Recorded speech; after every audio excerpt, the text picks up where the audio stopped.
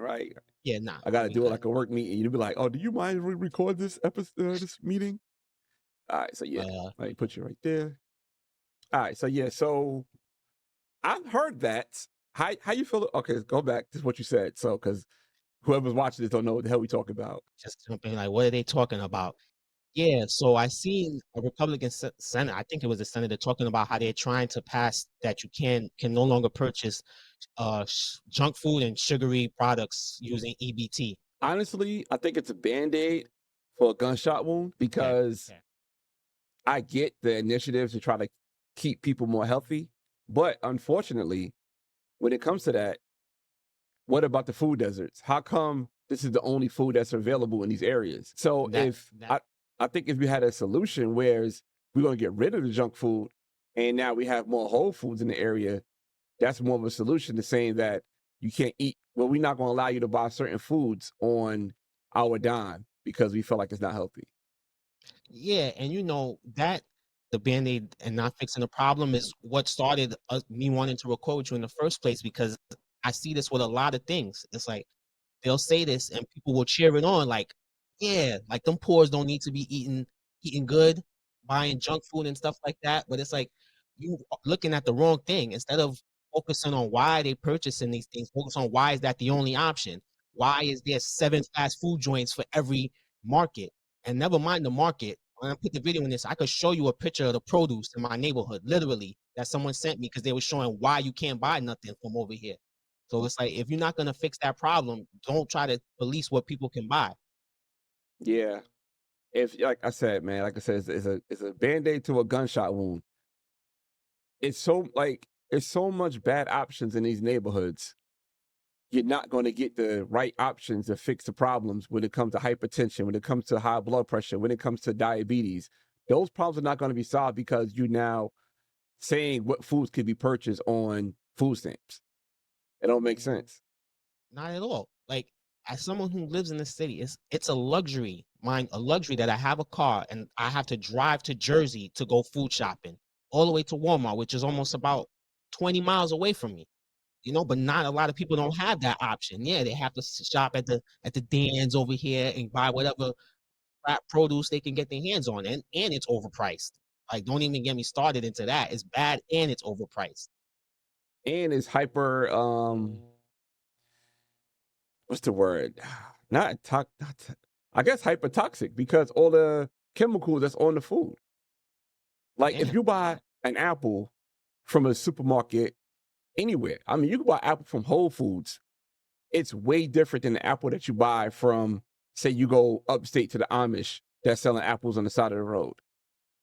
It's way different. And when I'm talking about Whole Foods, and now if you're talking about apples in the hood, you might get the same quality apple of the plastic apple that's there for decoration.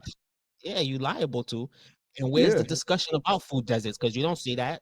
I assure No. you, like at my news network here on Pix, Fox, CBS, I've never seen a conversation about food deserts. Ever. And that's the problem. The problem is the food desert. The problem is not the junk food. You ain't got no choice. Who did I okay, have you ever heard of Dr. Bobby Price? No. All right, so Dr. Bobby Price is a brother out here in Atlanta, and he has a cleanser detox that I do at least once a year. And he was discussing how he went to a school and he was showing kids whole foods like blueberries, blackberries, all types of stuff. So he showed kids blueberries, and the kids didn't think they were blueberries because of the color. The kids were associating the color from the blueberries to what they see in Pop-Tarts. So they was like, that's not the right color. They don't even know the idea of the Whole Foods, let alone what Whole Foods is. Or what a food looks like without sugar, preservatives, and Yeah. additives and all that other stuff. They used to that funky looking purple that you get in your Pop-Tart or something like that. Yeah. And it's like, I guess it's a double-edged sword because I see that the Trump administration has linked up with RFK Jr. and he's very into the health, but he's not solving the problems why these issues are here in these underserved communities. If you're not going to solve that problem, then why even fight for this? Like the way you are fighting for it. I know. And that's part of a larger discussion, because along with that, I was seeing a bunch of policies online that to me are obviously anti-working class, anti-poor, but see people celebrating it. And that's the part that Yeah. I can't come to grips with, is I just don't understand why people seem to celebrate dunking on poor people or punching on people who they deem to be below them. That's the part that I can't wrap my head around. So Like, give is me it some examples of the policies that propaganda? you've seen.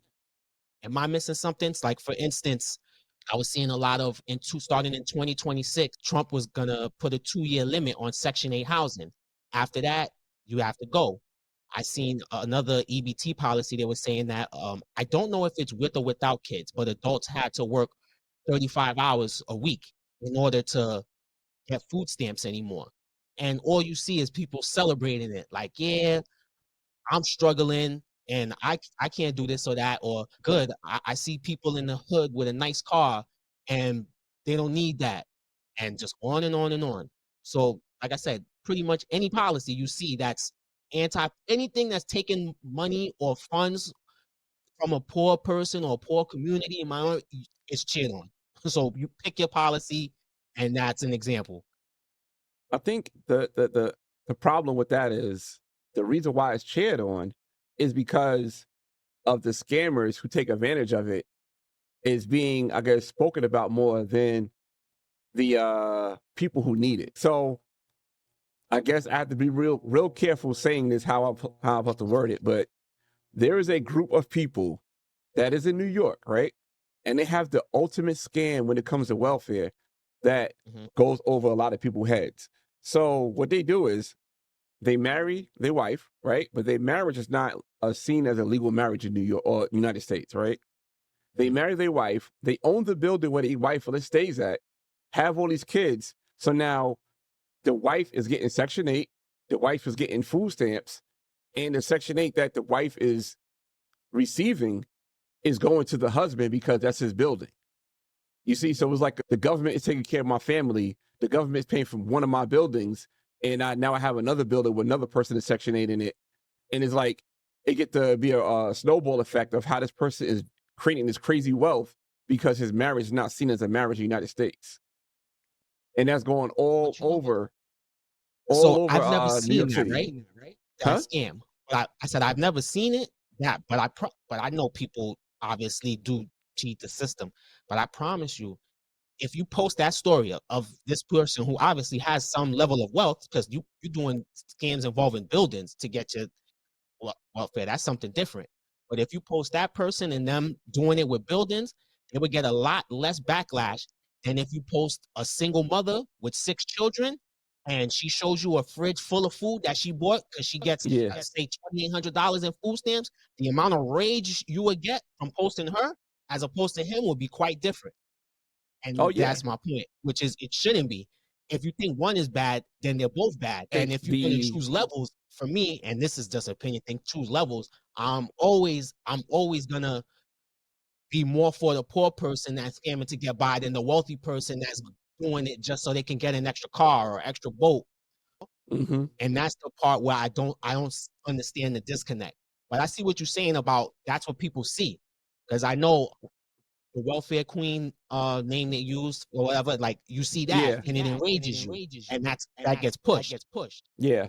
It's funny. I was just talking to my mom about that earlier about the welfare queen thing because they put out an image for people to be upset about.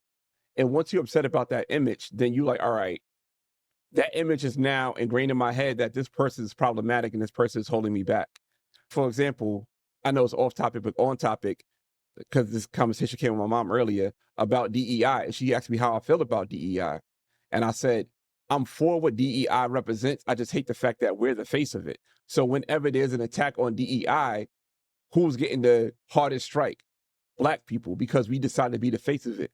So the attacks on DEI is not attack on, say, a gay white man that's 25 years old, because he can now just be a white man that's 25 years old. The attack is not on the veteran white man that went to the army. You know what I'm saying? Like, it's no attack on him. It's always attack on black people. So it's like, once you put a face to something, going back to the welfare queen, going back to us again, once you put a face on something, you put a face out there for the public to have an enemy. And the enemy is the person they put the face towards. And it's up to us, it's up to that person to wear that badge of honor. That makes sense. But it's like I would never get it because if you pay attention, it's like it's literally welfare and socialism for the rich and capitalism and rugged individualism for middle class and poor people. There's certain issues where I'd be like, yeah, I know I could be a little left leaning on that, or I know a little bit lax, probably because of the environment I grew up in. I could Hmm. see the disagreement, but certain things that I'd be like, isn't this clear? Like, isn't it obvious that you being duped or It's not. and It's I obvious, but guess it's it's just not not. clear. Yeah, it's obvious, but it's not clear. That's the difference. Yeah, yeah. And it's disheartening because it was like you wake up, but everybody's still asleep, and you shaking everybody, like, yo, get up, get up, get up. Let me tell you what's going on. Nobody wants to hear what's going on. They rather just keep staying asleep because it's more comfortable to stay asleep. And you know what's the thing? The crazy part is that I generally try to be when it comes to those kind of issues, like, listen, it's not a race thing, it's a class thing. I know people think it's a black white issue, but it's really not. It's more of a class issue. And once people realize that, there'll be a change. But then you see things and how they're developing. And then when them same people I said that to come to me and say, you still think that it's hard for me to defend that it's not a black and white racial issue when you see some of the things that he's doing, that's happening and how people are celebrating it. And So then like I how you then I said, question my own thinking. so you saying how people celebrating the I guess the detachment from welfare, right? So people celebrating that. That's what you're speaking Yeah, about. all Yeah. of those the deportations, the firing of government workers, and all of that.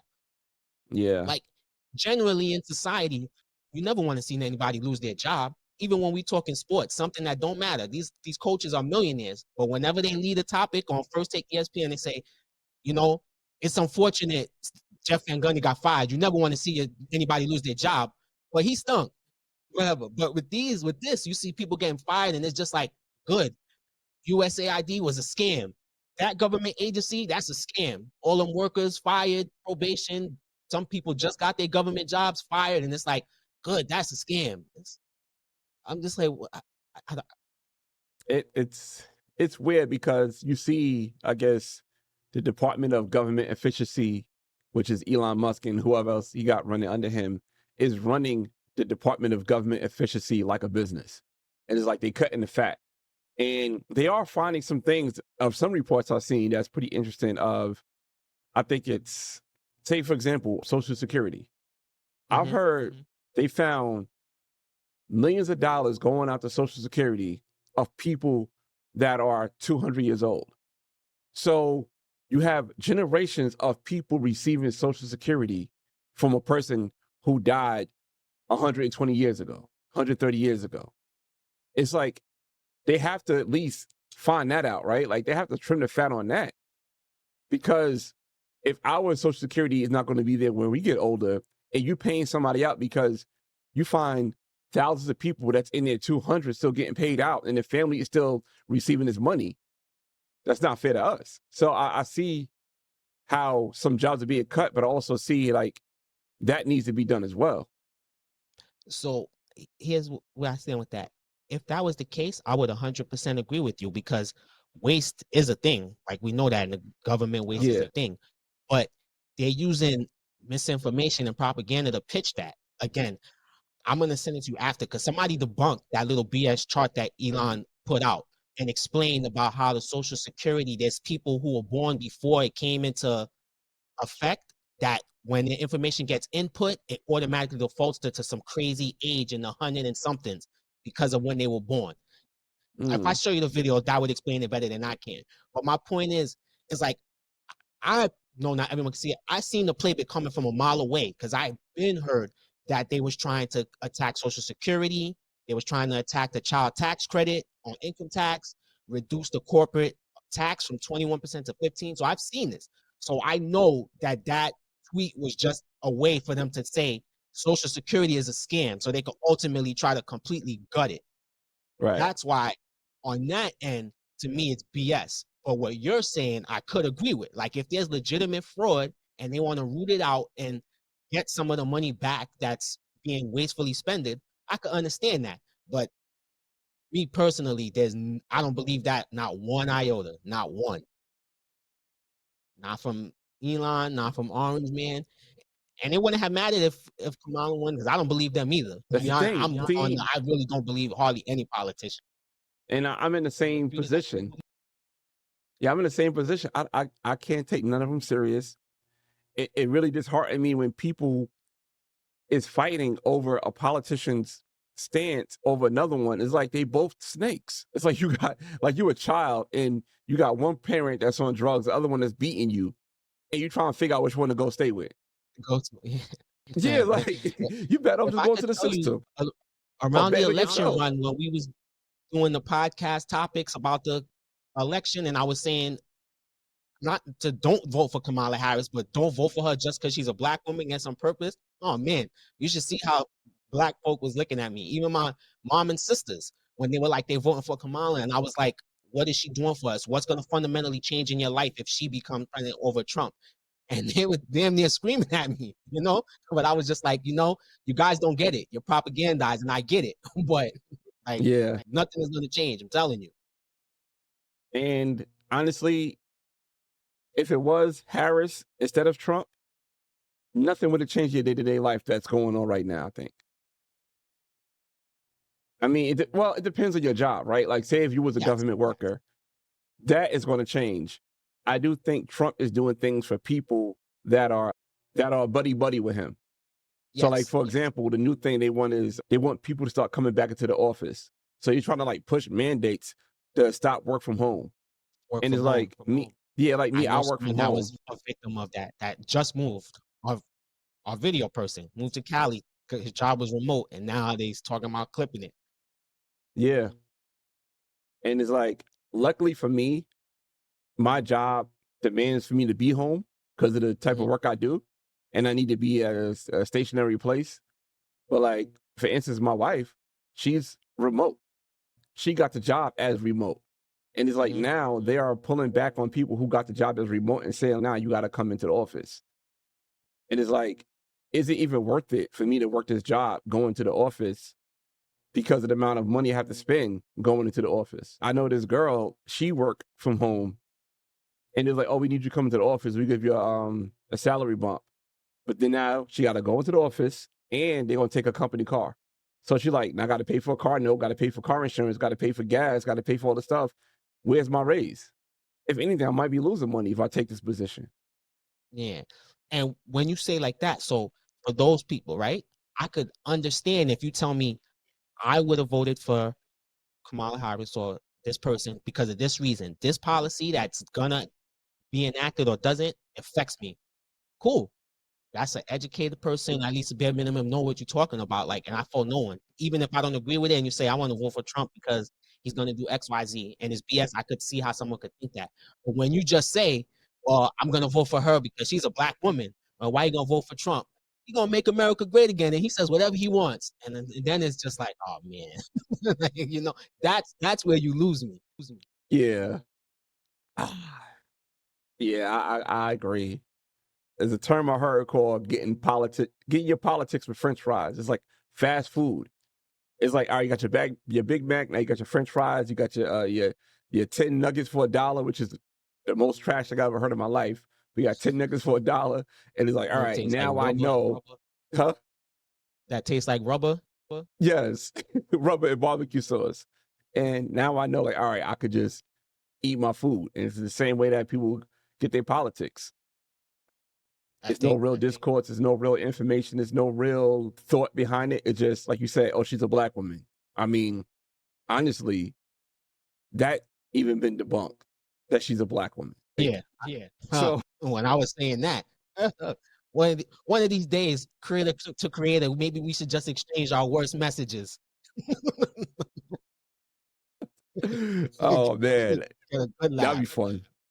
Good laugh. But yeah, like I said, she's not even black, she's Indian, quotes was not taken too greatly.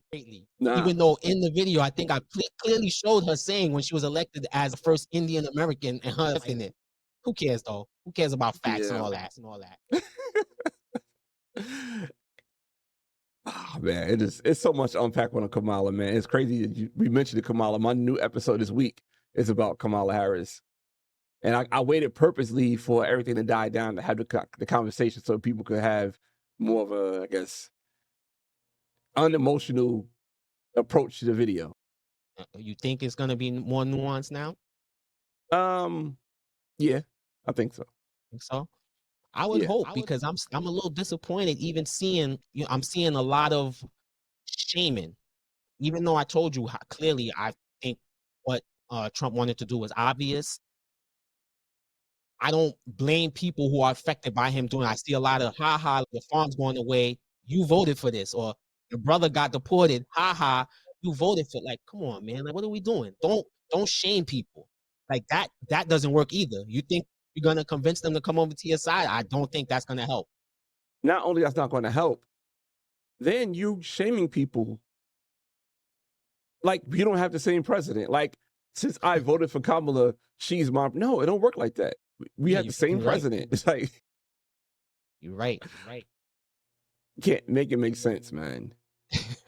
Yeah, make it make sense. That's we try, but it doesn't always work. It's sad. It is definitely sad, man. But I wanted to. I guess we didn't. Did we really? We didn't really get into the shame of the poor people conversation. Cause that's what this is about. Yeah. We're already 22 minutes in. We didn't even get to that yet. I know. So, get the conversation down the. Yeah. So the shame of the poor people. Okay, you can break it down because this is your gripe. Okay. Oh, you said you hear echo, right? A little. It's a delay on my end. Delay is cool. Echo's not. All right. Yeah, no, it's just a delay.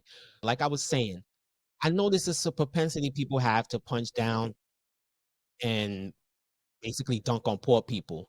And you will see these same people not say anything. If somebody is getting housing assistance, they will be mad at that, but you're not going to be mad at millionaire or billionaire who's not paying any taxes or exploiting all kind of loopholes. And I'm like, is it just because people don't understand? But it can't be that, because I know you can see it. So that just leads me to, is it just hate? Because that's what I was left with. Because if somebody in the projects drives a Benz, right? Yeah. Wherever you live and whatever your situation is, that doesn't affect you in the least. So what does that elicit in you to make you be like, well, F them poors, like they don't need to be there. Yeah. Yada, yada, yada, without any real, background. It's like it automatically comes down to either just a misunderstanding or hate. And I'm starting to lean more towards the hate side. I will push back and not say that it's hate. Mm-hmm. I would say that the reason why they misdirect their anger at the poor person juxtaposed to the richer person who's doing the stuff with the tax breaks and getting over on the system is because those people who do that type of stuff are celebrated. Prior to 2016, how many songs Donald Trump was in? Like Cocoa Brothers and Raekwon literally got a song called I'm the Black Trump. So we could talk about all the things that Trump had going on as far as not paying taxes, as far as the bankruptcies, as far as, getting over the loopholes of taxes, the stuff that he discussed. Like, I know how to do this because I know the system. That was celebrated. The people who are living in the projects, driving a Benz, even though say that person who has a Benz bought the Benz before they went into the projects and fell on hard times, and now they living in the projects, but now they have a Benz, and it's probably better for them to keep the Benz as opposed to trading in the Benz and get a whole new car. We don't know the whole situation. So they look down on those people. So they rather talk bad about the people they look down at than the people they look up to, because the people that they look up to is actually more cause and effect on what's going on in day-to-day life. So if you have a multimillionaire not paying taxes or getting over on taxes, but you have somebody in the projects that just lives somewhere paying, say, I don't know, $150 a month, which one is a more effect to your day-to-day? The billionaire that's not paying taxes, because they're not putting their fair share in. So if they're not putting their fair share in, the person that's in the middle class that's only making $150,000, $200,000 a year is going to pay more taxes than the person that's making $200 million a year. And the person that's paying $200 million a year is paying the same percentage of taxes as the person making $200,000. That's more to go into the system for people to get more things allocated to them. So it's like that person is doing more damage to you than the person that is driving the Benz in the pink houses. I definitely agree with you on that. It's a matter, one, of what's shown to us, but the part, I guess, I'm going to ask you, does it matter to you? Because if this we defer, for me, even if that person got that Benz as a result of their $150 rent, I don't care either. No, That doesn't bother me. Does that bother you? no, because one, I know plenty of people who scam in the system on a day-by-day basis, and what they're doing to me is just taking from a corrupted government anyway. Like, I guess I could, whatever, I got caught already with this, so I could say it anyway. I was getting unemployment and working off the books, right? Mhm. And I'm like, all right, I could work off the books, get cash every week for my skill set, and get this unemployment while I go to school to get the job I'm at now. So it was like, I'm able to do that. So I call that, you know what? The government already owes me. I'm taking it back. I'm not waiting for you to decide to give me something. I'm not waiting for you to decide to give me reparations. I'm not waiting for that. So now I'm starting to team up with people who know loopholes, who know ways of getting around the government, who know people who could sign off for something at the Social Security office, or know people who could sign off for certain things. Not saying I did or did not do those things, but I know people who know people who know people, and I could get in contact with somebody in case I need to do something like that. And that's just the way it is, especially in New York. Everybody knows somebody who knows somebody. Like, damn, I need health insurance for the year before I can do my taxes. Yo, talk to Miss Rodriguez, give her $200. She'll figure something out to give you. You know what I'm saying? Like, everybody know a scam. Yeah, and that's my thing, because I thought, because I'm with you there, that doesn't bother me either. But I think a lot more people would feel differently about that when you getting over because you scamming the government on your income taxes or your Yeah, EBT or something. Like, I definitely agree with that. I'll give you a perfect example. I got an During the example for you too. pandemic, I was Yeah, working at the hospital. As you know, it was crazy during that time. Crazy amount of yes, hours, having to wear all kind of stupid protective gear to go on wards and deal with COVID patients. Meanwhile, one of my homeboys was getting unemployment and he was making more than me. We had a conversation and he was telling me how much he had gotten one week. Bro was pulling in 900 every 2 weeks after they was taking child support from him. You hear me? damn. So that means it was over a band. And like when he told me that, I ain't gonna hold you for a split second. I got enraged. First, I got mad. Then I was like, I need to quit my job. But then I realized, listen, it's not his fault that this is what's Yeah, going on. I don't blame him. I blame the state of New York for underpaying me. So I need to figure out a way to get like him, not be mad at him. And I yes, think that's where people like me and you maybe defer, my mindset changes. I don't automatically think, well, F this guy on child support getting all this money. No, yeah, I'm like, oh, all right. Like I need to figure something out too. If anything, if anybody's my job is exploiting me, so I'm gonna be mad at them, not him. yeah. I'll give you another example that's similar to that, that's close to that happened. So I'm at the casino, right? Playing blackjack, the dealer not paying attention. So the dealer beat my hand. So I lost $75. But she paid me $75 because she's not paying attention. But she got around to the table and there was another lady who she pushed. So they had the same amount. And first she took her money. She said, oh, my bad, you pushed. Here's your money back. And she says, oh, no, well, what about him? Yo, I gave her that look so crazy, like, yo, you better not say that. Like, just because she got caught, now she want to rat me out. That's just people's mentality. That's a factory default. They don't like to see people on their level leveling up, but they want to see people above them keep leveling up, or they don't want to see nobody on their level or below their level up, but they want to see people that it's higher than them to get better because of what, I don't know, maybe because they idolize these people, maybe because they want to become this person. Listen, I know you ain't ATL now, but think about where you from and where we grew up. When someone don't want to see someone on their level do good, what's that? I just said it. I started with saying this doesn't seem like hate to me, and you said nah, but you just defined hate to me.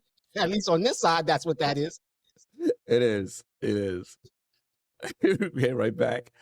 Damn, you're right. That is hate. Like, yo, why he got that? I mean, damn, why he get this girl? And Right? damn, Right? yo, Did we just solve the hate for poverty? The problem is just hate. That's all it is. Oh man, hate, hate, hate, hate, that's hate, exactly hate, what it hate, is. hate, Sheesh. hate, hate, Damn, hate, hate, hate, hate, hate, I can't even come back on that one. You're right.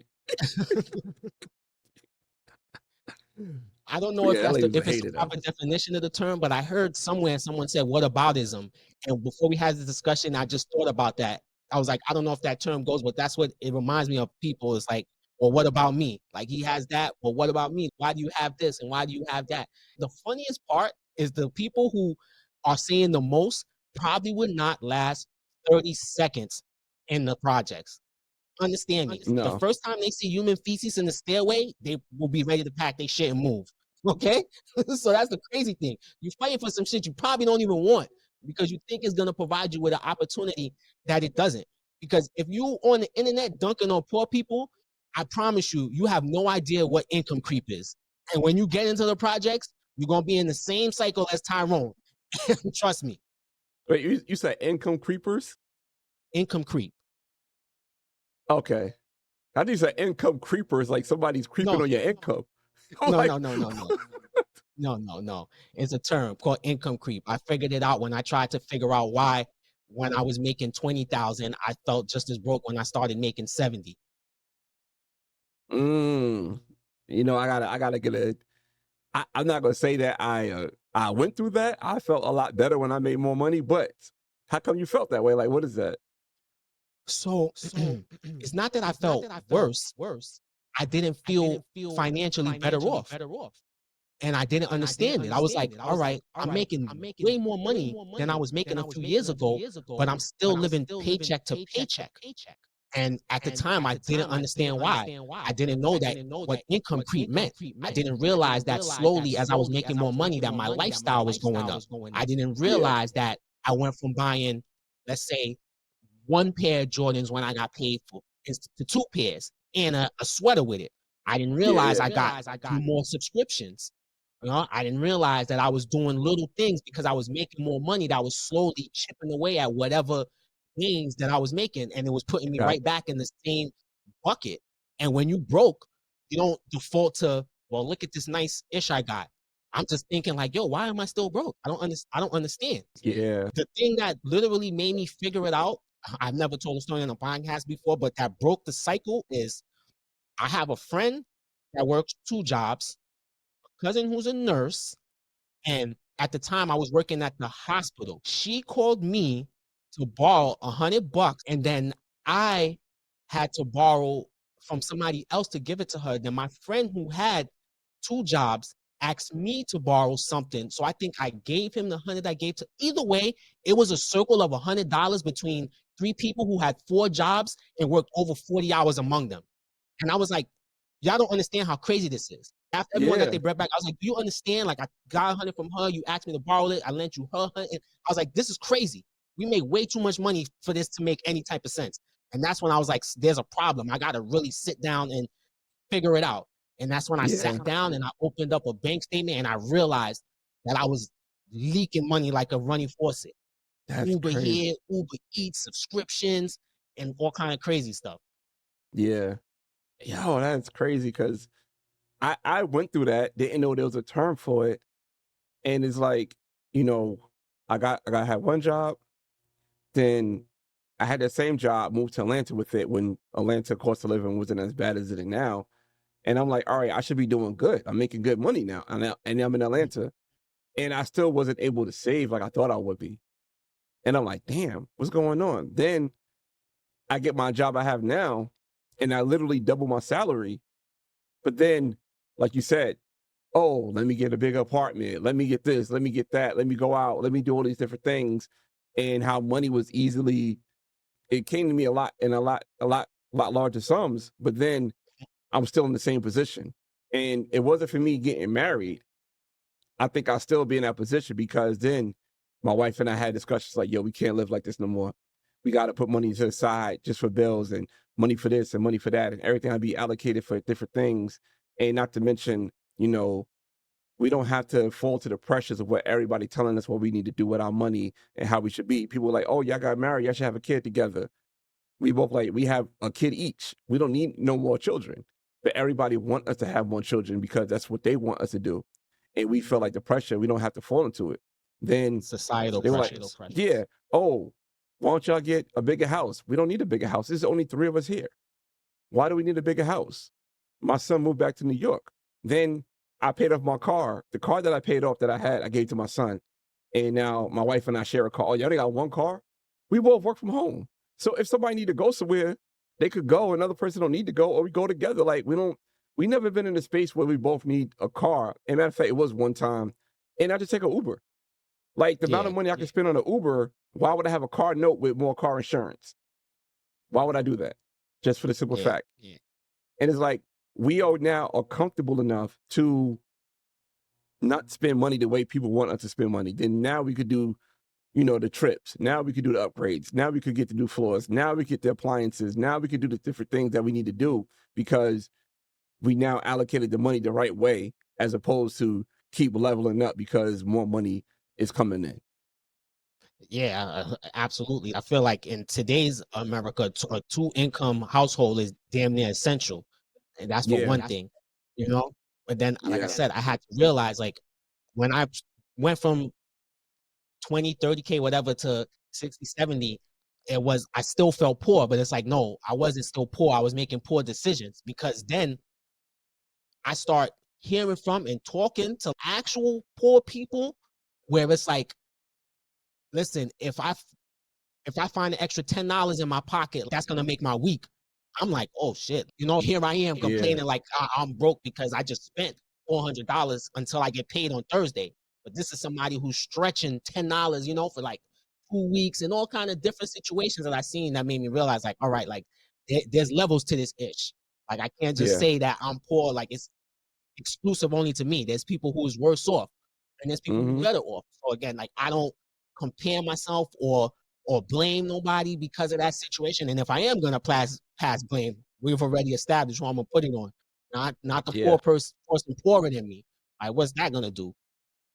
So let me ask you this. So when it comes to, I guess, the welfare mindset, do you think that's problematic that people will want to stay on welfare as opposed to try to work themselves out of it?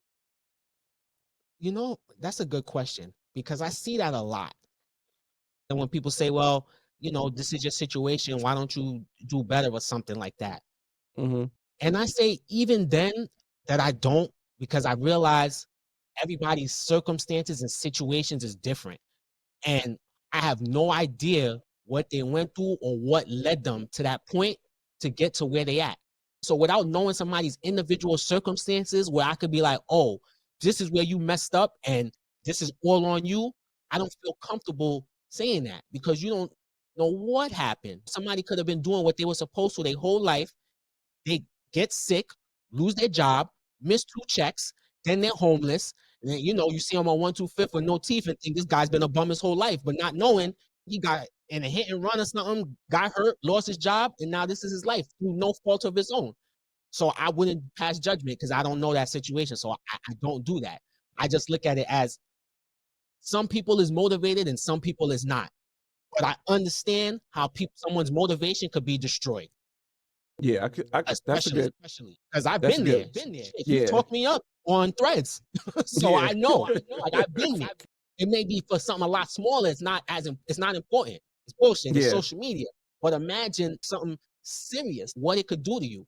I was literally reading up on a book on poverty before we had this discussion, and I forgot the terminology, right? But it was a Princeton study that said that when you're stressed due to financial or whatever, you literally lose IQ points. Your brain can't function at full capacity when you're stressed out and thinking about poverty, how you're paid, and all these other things. It affects your decision making. It affects your whole life.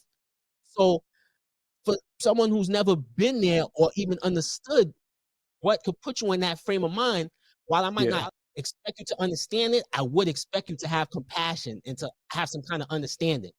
And again, that's what leads me to is just hate or people being evil. Because when I found that out, I was like, it makes sense. Because I know I've made some of my worst decisions when I was my most desperate.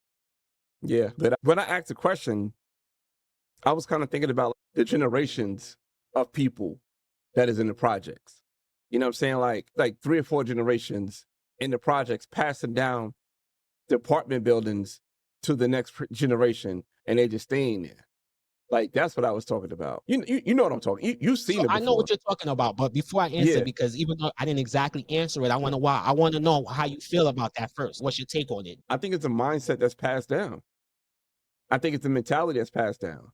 So, say for whatever reason, grandma had to go through Section 8, right? So she had her kids. Now, one of the kids, right? Just say one of the kids is like, all right, I'm gonna stay here with mom. All right, boom. So you stay here with mom. But now mom is getting older. You don't want to leave mom. Then now she have kids. And now those kids are getting older.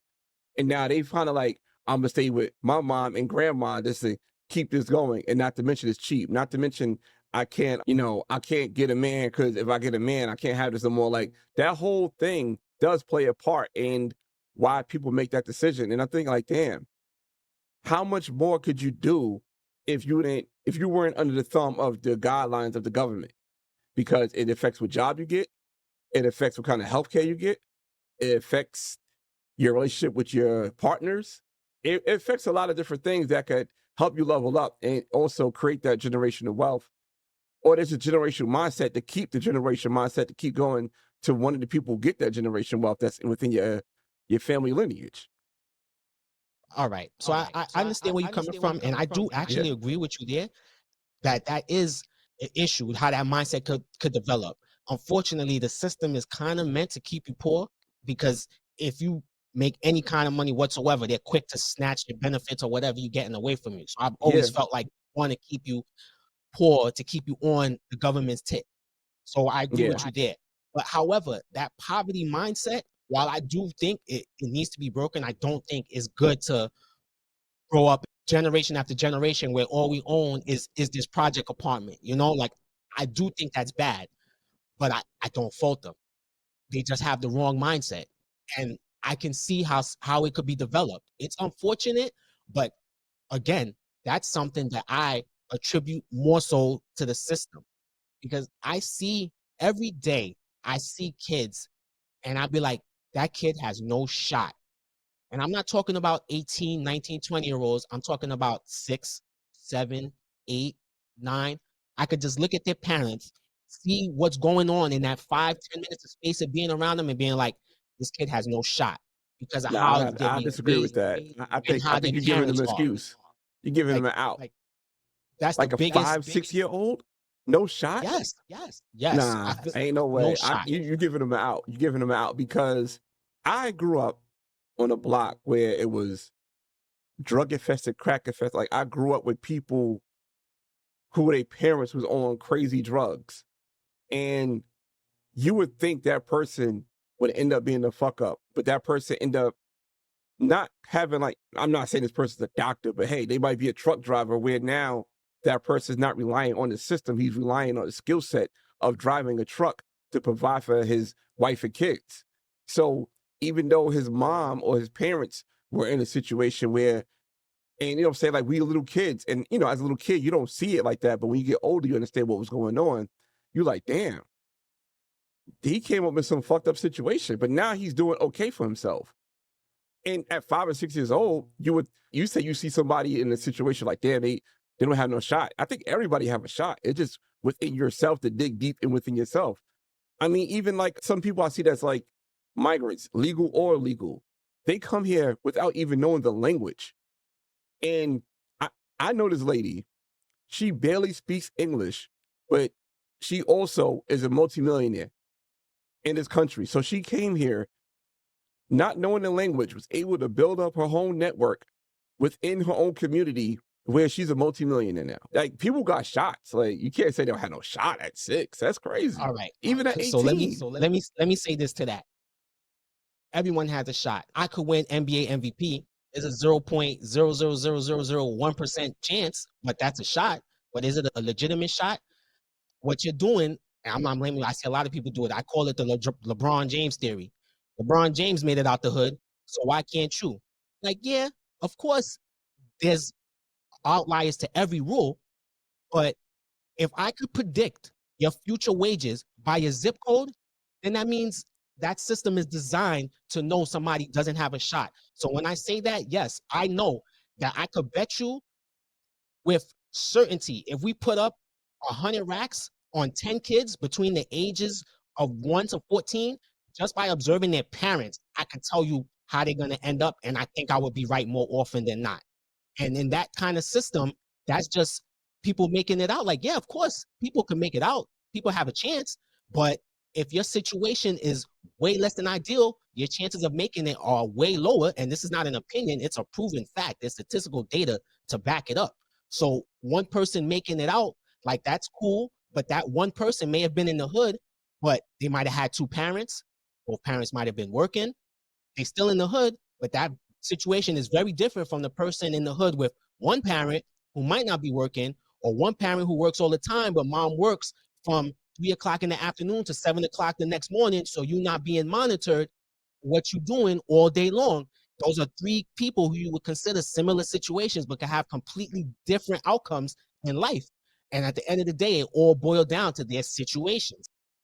So let me ask you this. Do you think when people do make it out and people do have, I guess what you would say, outlier stories, should those stories be amplified and celebrated for people who are in those situations can now be like, all right, I heard this story. This story is similar to mine. If this person could do what he did, or what this person could do what she did, then I could do something. You have that sense of hope of, like you said, you in a certain zip code, you're going to make a certain amount of money. So say the cap on the zip code that you live in is 50K. You can't take that 50K and move to another zip code where you can make more money. You know what I'm saying? Like, you can still step up. You need knowledge. Knowledge is key. And I know That's that what I will go said. The back to, people who well, did it I could be on you to example. go back out there and get that knowledge, set that example. But if you don't have it, you don't know what you don't know. So it's like, if there's no one there to teach you, there's no one around, you just following the examples that you see in front of you, and that's what you're going off of, it's easy to end up in that situation. And I don't look at that as giving people excuses. I just look at it as reality. That's just the reality of the situation that people are in, that it's not an equal opportunity. So somebody making it out, I don't look at that as an example of, see, we all got a chance. I just look at it as good for them. They got lucky. They made it. Nah. You say it's not an equal opportunity, but it's still an opportunity. Not every opportunity is going to be equal. Not everybody going to have the same stepping stones as somebody else, but you still have the opportunity. But if everybody doesn't have an equal opportunity, why would you expect equal results? I'm not saying equal results. I'm just saying results of yourself getting out of that situation. Because why would that result might not be to get out? That person's lot in life, because of the situation that they ended up with and the frame of mind that they ended up with, that's as good as it gets for them. Like, that is also a reality. I don't think there's a system that exists where everybody is going to be doing good. No, but of course not. If you at least arm people with the tools to give them a fair shot, and then they still ended up effed up, then I would come to that side like, all right, listen, all things was equal or equal enough. You had a fair shot and it didn't work out. But if them shots ain't fair, I'm not blaming people. Not even then. Yeah, I have to disagree with that, man. Because like I said, the opportunity is opportunity. It don't have to be equal, but you have to have the presence of mind of somebody at least giving you a push in a direction. Like, somebody got at least push you. Like, yo, have that? What if you? I would argue that you have it, but you have to also recognize you had it. It's like that one girl that got away, or that one guy that got away. Somebody is going to push you. You're going to have one person is going to push you. It might not be as hard as you want. It might not come at the time you want it to come, but somebody's going to push you. I hear what you're saying. But 9 times out of 10, you know who's going to push you? The fly nigga on the block with the nice whip and the ladies. The dudes in the front who be chilling all time, swagged out, all the designer stuff. Most likely, that's what you're going to see. So you see that, you want to live like that? Or do you want to live like Mr. Johnson, who you've seen going and coming to work every morning for 30 years in dusty, busty clothes, coming home to his family, don't look right? Now, yeah, there's a subset of people that will see Mr. Johnson's lifestyle and be like, like, it may not be flashy, but that's the life for me. But there's a very small percentage. Most young people are gonna see the dope boy, the person on the corner that looks like they live in fly, and gonna gravitate towards that until they realize that's not the lifestyle. But you, like you said, once you see the dope boy that's on the corner that's living that lifestyle, but once you start seeing them running from cops, once you start seeing them getting shot at, once you start seeing all the negative results of being the dope boy, you still want to be a dope boy? I think that somebody have to see it and be like, all right, I don't want, like, for me, I grew up in a crack infested area, never touched crack, but I know people who sold crack. I know people who smoke crack. I know people who sold heroin. I know people who shot up heroin. I know people who did that. I grew up in that situation. I grew up like, I don't want that. And it took for me, honestly, till I'm in my 20s to get that push. But I still knew that I don't want to be on the corner. I don't want to be on the street. I don't want to get shot at. I found dead bodies when I was 10, 11 years old playing tag. I lived through that life. I've lived on the block where my house got shot up because somebody else had some beef down the street. I've been in ducking behind cars because somebody's shooting. I've been through that. So me going through that, that's not appealing. So maybe I'm the outlier, but I know more people who lived through that didn't go through that. Maybe they got the 2 jobs. Maybe they got the job with the utility company. Maybe they got something else that worked out for them, but they still got that push, I believe. I'm just saying, for my example of living somewhere where, you know what I'm saying, law enforcement told me when I got older that I lived on the worst block in the town, that most phone calls that they get is to that block, whether domestic, whether it's drugs, whether it's shootings, whether it's just regular fighting, stealing, whatever. It's the worst block. All right. I see what you're saying, but even when I go to that, like, I understand what you're saying.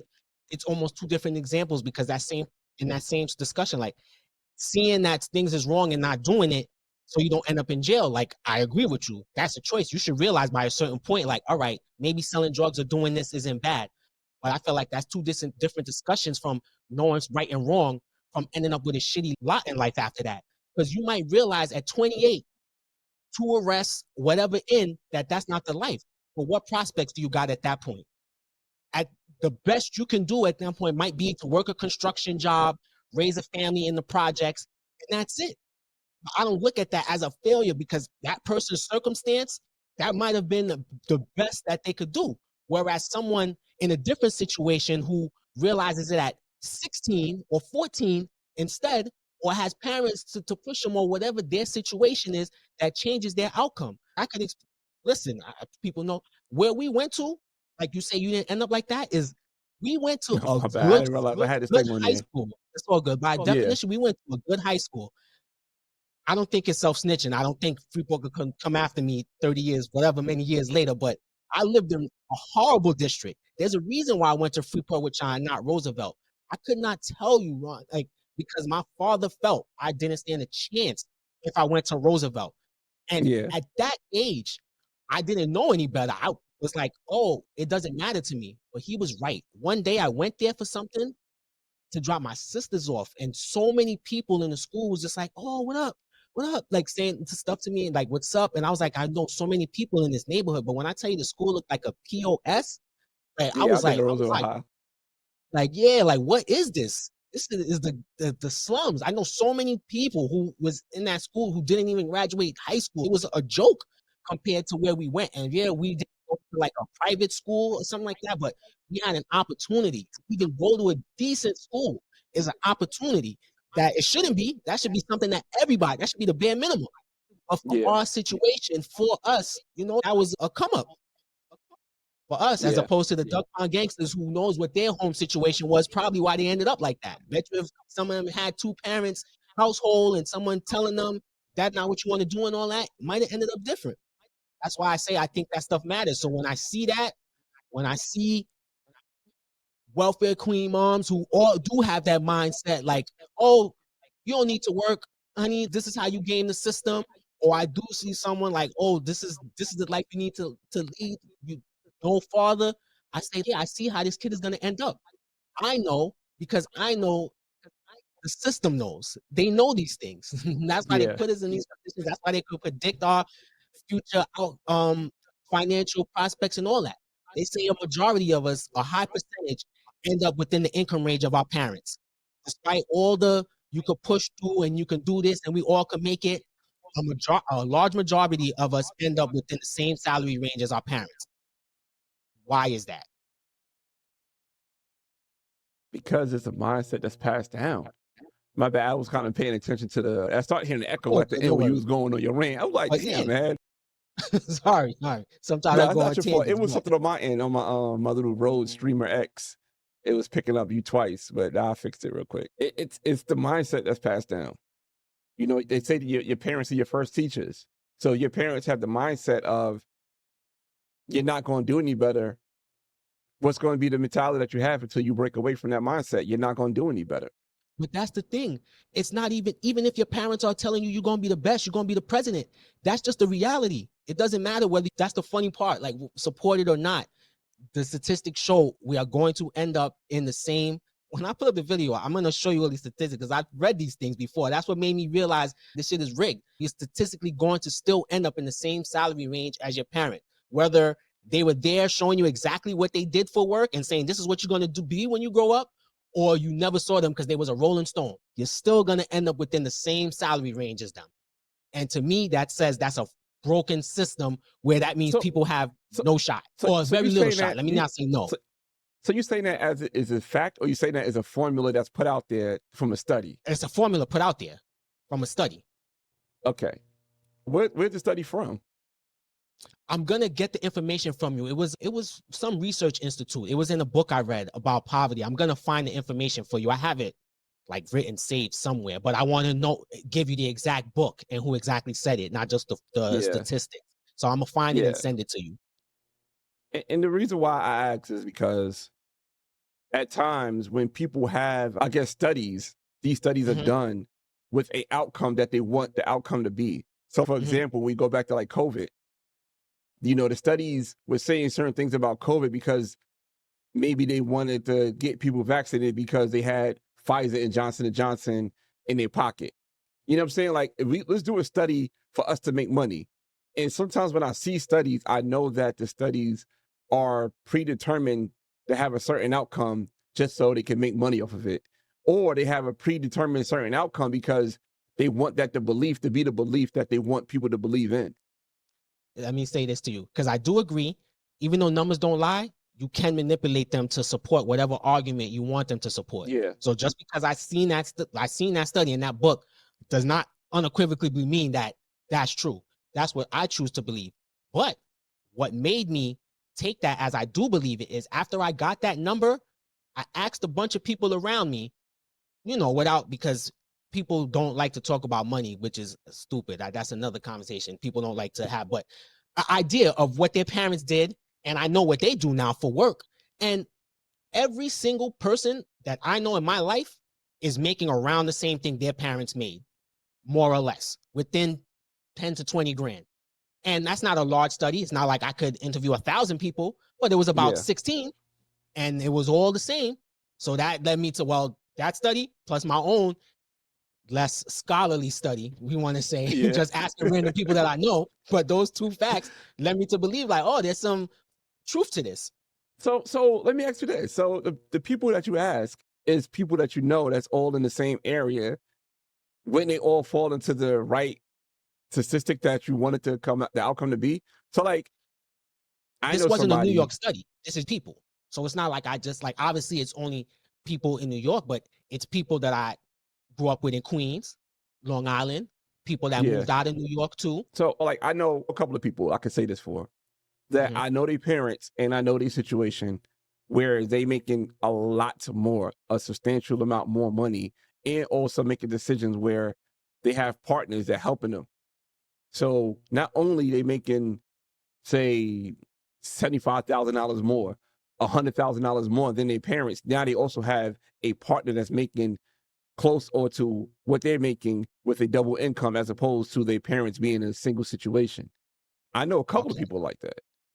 Okay, so that would make you, which I guess then what we discussing is maybe it comes down to a little of what you see. Maybe because I see the opposite, so that would lead me to believe that conclusion is true, and you see the opposite, so that would lead you to believe that conclusion is not necessarily true. Yeah, but I'm not saying I see the opposite, but I know people who are in the opposite. Yeah, I know people who also, for example, I think I fall into that category of I'm making comparable to what my mom made at the time she made it when she was my age. You know what I'm saying? Like, I think me and my mom right now be parallel in incomes at the age I'm at and the age she was at when she was, my age. It's like Similar, comparable to or you saying incomes. you make more?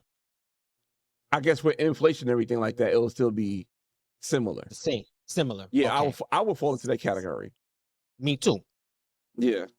But the thing I is, just know I can that say I'm doing better. I know I'm doing better by my parents, but this is not a lifestyle study. It's literally just income. What do you report on your taxes? That's what they're looking at. That's it. So that's what I was going by, not necessarily a situation. Because that I know, I could say me and a lot of the people around me, I observed their lifestyles to be better than when we were young and how they grew up. But as far as what they're making, it's generally the same.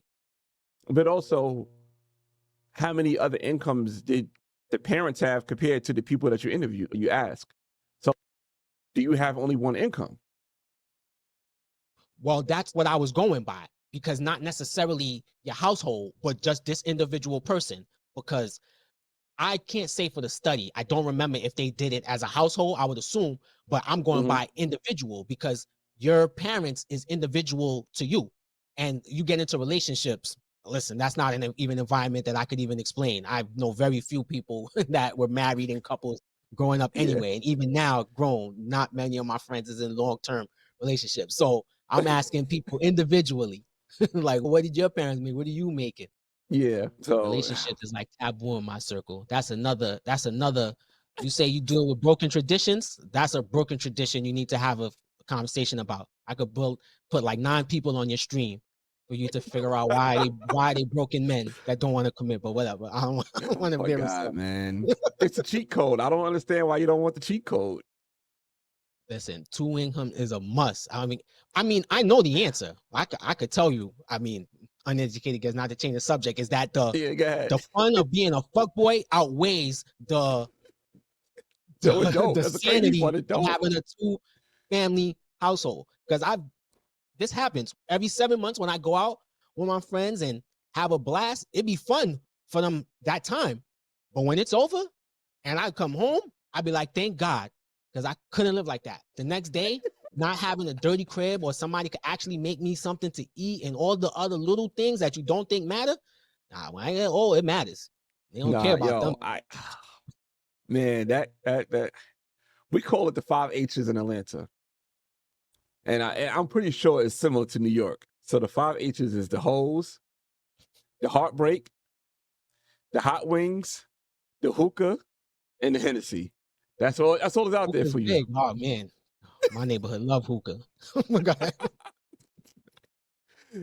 I think y'all bigger on hookah than we are in Atlanta, but we ain't too far behind.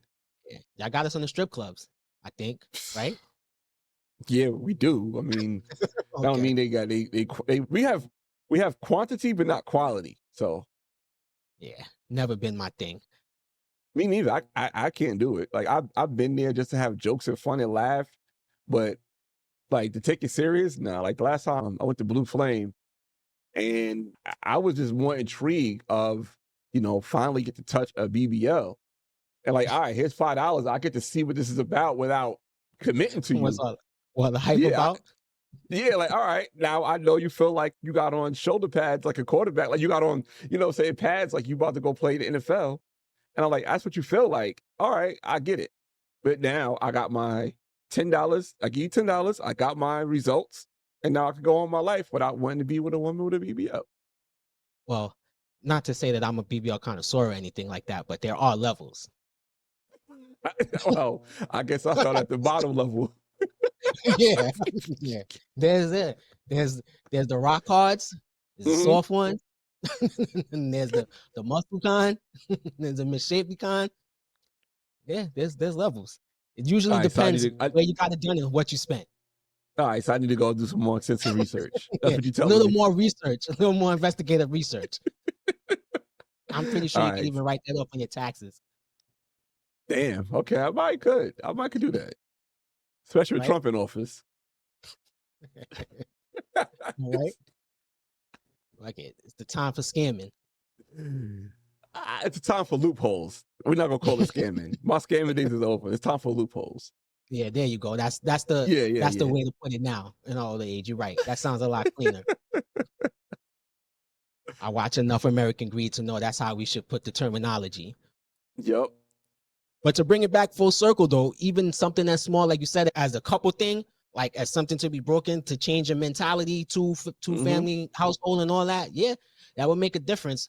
But I venture to guess, and this is just a guess, that a lot of people grow up in single parent households, and you grow up in single parent households, you think it's cool for you to be a single parent or be by yourself or whatever, because I seen a lot of that growing up too. Like that's something that I broke. Yeah. I mean, yeah, my dad died when I was young, but I did see it a lot, and people like, man, it's just a mindset of it's easier, but then when you get older and our age, like, damn, like if you sick, you know, ain't nobody coming here to check on you. You ain't getting no type of soup. You ain't getting no little, you feel better with patting up. You ain't getting none of that if you by yourself. And the older we get, some of them ailments keep creeping up faster and faster, especially if you're not taking care of yourself. Yeah, that's a fact. I got a question for you. Mm-hmm. I bought my first bootleg mixtape from you back in the day. So would you consider that a loophole or scheming? If people need to know, you've been hustling. First mixtape bootleg I bought. Big L. Like, Big L? Look at that. You got some nerve sitting up here trying to tell the people everyone got a chance. And my man was hustling. That's when I knew you, because I didn't meet you till high school. So it probably means you was doing had some kind of hustle from DOT or some shit and want to tell people they all got a shot. Your mind frame is different. Yo, you know Your what, mind is different. Yeah, I guess so. I was definitely selling a lot of things. Man selling bootleg CDs in his teens when computers just learned to even burn CDs is different. Come on. Don't do this. Yo, I ain't gonna lie. Now I think about it, like I got banned from eBay, right? I got banned from eBay for selling bootleg Gucci belts and sneaker combos. I don't know why the people who bought these things thought they were getting real Gucci belts and sneakers. Why? Those shits were so boo-boo. It's not like the fake stuff that's coming out now. Like this is way back. This is probably like 2002, 2001. Like we first graduated, and I don't know. Somebody give me a link to like a Chinese website. It's like, yeah, they got all this fake stuff and they drop shit. And all I did is put on eBay, 225. They just sell like hotcakes. Yo, my user seller was so bad because it came with Chinese writing on it. That was your first mistake. You were selling it for full price? How is that full price? You get a belt and sneakers? All right, it's not full, but I mean, yeah, you got Yeah, you're right. You're right. You got to sell it for a decent price. The belt alone is $500. It's fair. Nah, you're right. Yeah, like that's a quarter of the price. And but how long ago? I don't know. With inflation, I feel like that's kind of high for fake goods. Like that's what I'm trying to give you some grace. I'm like, you're right, but with inflation, I don't know, man. 260 then was how much? That was a good price. That's a good price. $450, $500. Yeah, that's still a good price now for a fake Gucci. A Gucci belt is like what, 600? Well, right now, the last fake Gucci belt I purchased was $50. Oh, no, but that's the thing. Years ago, you are in New York, so you have access to get the fake Gucci belts. Weren't you at the time? Yes, but the people I'm selling to don't have the access that we had in New York. eBay. You're right. Yes. eBay. See? This is a different they don't time. have the access. You can just Google Gucci belt and find one. You're right. I'm forgetting. I forgot how old we are. My bad. They didn't have the access to get the fake Gucci's. Yeah, I was a plug, but they didn't know they were fake. And I don't know. Maybe I should put a dot between the C and the I on Gucci so people didn't think it was real Gucci. Something, right? Some kind of clue. Yeah. Some kind of clue. That's a fun game. Loophole or crime. So how you feel about this format right here, this conversation? Yo, this was dope. I don't know how long we've been talking, but this has been a long time. And I'm gonna be honest, right? This was a podcast week. I don't have to do one. This is gonna be it. So I'm done. The podcast. I ain't gonna lie, my podcast has dropped 40 minutes ago. So I gotta check it out to see what's going on with the stats. I said I got new subscribers. I don't know if you saw that little thing pop up in the corner. It said new subscriber. I did see something on screen, but I didn't see it. So like that's when I go on live. and people would like, super chat or become a subscriber, and they let people know that somebody subscribed. So I saw it. I was like, oh, I forgot to turn it off. Oh, So, okay. And that's yeah, dope. but like I So said, it's going to be 2 different files. So it's going to have like full screen. So it's going to have it like this. Hold on, I can show you have you like that. Mhm. Then have you back there. Oh, you go back. Oh, wait. The heck? Where I go? I guess I got to go here. Okay, go back to that. Yeah. Oh, go. I could be full screen. Now you see. Okay. Yeah. That's So fine. I never used Ecamm. Yeah, so I'm gonna use both. I'm gonna make the video. It's gonna take a couple days, and then the of audio. course it is. Yeah, I'm gonna need like 2 days. No, it might not I take even that woke long up from because my nap. also too, it's going to send you. It's going to see the audio files. I can send you so my audio file, when I'm saying, and your audio file, so it can be separate, so you can alternate between the sounds. and Okay. adjust it. Yeah, so All it's right. not one file that you got to just start manipulating. You know what I'm saying? With one. All right. So it's gonna be an audio and a video file. Yeah. So it's gonna be 3 videos. So it's gonna be this, like we see right here. Then my separate, your separate, and 2 Gotcha. audios of your part and my part. That's how they do. Look, I do a lot of creation, but you learn something. I be watching the YouTube videos where they be having like 6 boxes and they be doing the discussions like we just had. Yeah. And I be seeing it switch, and I'm like, oh, that's fly. I don't know how they do that, but that's dope. But look, Yeah, see? so either you get you can get a switcher, or you get a switcher that switch between cameras, or like I said, you Yeah, have the I have panel. that for our real camera for the Yeah. podcast. We had one of those, but I started telling him I could just do it on my end in editing. So I'd rather just do that because our video guy would space out. Sometimes somebody would be talking, but he'd leave the camera on the person who's just looking at their phone or something, or like staring off into space. So I was like, It's yeah, crazy you just said leave that too, because I'm in talks with a podcast studio, and I just told them, give me the files. I do it everything myself. Like I just want separate files. I do it myself. I don't need y'all switching. Just hit record. Y'all can walk out if y'all want to. Especially if Yeah. they're perfectionists. Yeah. And I can admit a fun fact with you. Before we recorded, again, if people watch me enough know I'm liable to fall asleep anytime. So I was asleep before we started, but I Yeah. set an alarm. So when it went off, I was like, God damn it. Like, why do you agree to shit ahead of time? Because I was already like, I just want to go to sleep. But this was dope. I enjoyed this. Yeah, I enjoyed it too, man. I gotta go take my car I got for work for a spin. So I was supposed to do that an hour ago, but yeah, I could do that, I guess. Go handle your business. I hope we could do this again sometime. Yeah, definitely. We definitely could start doing this more often. Is this something that you want to do? Like, I've been looking for a podcast co-host that I could work with frequently, but I don't know if you want to commit to something like that. Listen, man, we could talk about it. I'm always down. The one thing about me is I'm not one of them people that's gonna agree to something and then just disappear. I'll silently bitch about it, but I'm gonna be there. And don't be mad if I say Ronnie too, because I might just say that and slip up. And you'd be like, yo, good. nah, it's cash, son. It's cash, son. It doesn't matter. Right. Cash, it's all right. It's all good. My Facebook clearly says in my last I couldn't figure that out. So whatever. There you go. There you go. Yeah. Appreciate it. All right, man. So let me get up out of here. I appreciate it. I'm gonna send you the files via, I guess, Google Drive. All right, yeah, cool. Just email it. Your end will probably come out before mine, so I'm gonna definitely look forward to that and make sure I check it out. Yeah, I don't know when I'm gonna drop this, to be honest. Today, right? Oh, you need time. You need time too. No, I don't need time. I just have a schedule of the things I'm about to drop. Oh, okay, cool. Yeah. So when it does, eventually, I'll see it. Yeah. All right. So sounds good, man. We'll keep in touch and not do this again 3-4 years from now. I bet. All right. Have a good one. Later. Niggas smile in my face like I don't know and can't see the doubt in their eyes till I'm waiting in their crib with their kids shouting, surprise, you keep a heart full of hate.